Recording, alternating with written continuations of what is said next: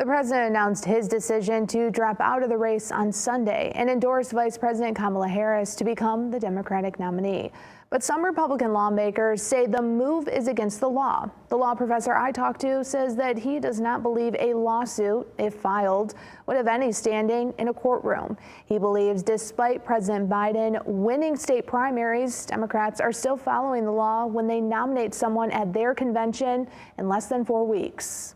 When that candidate suspends his election or withdraws from consideration, those delegates now operate under the rules of the Democratic Party.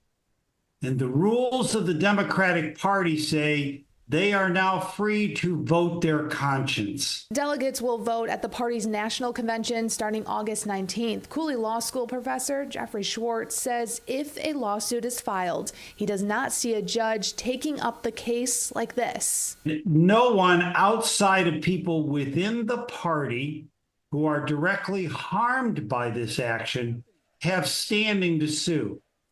So a bunch of Republicans get together and they want to control what happens in the Democratic convention.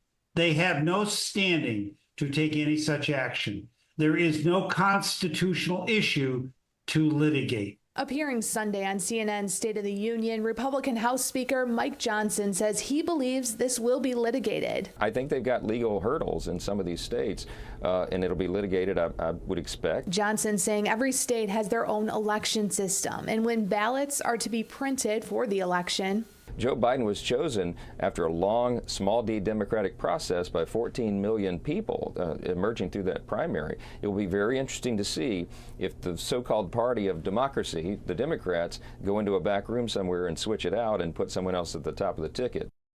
While President Biden won the primaries in the states, he is not the official nominee without the convention. So far, no lawsuits have been filed.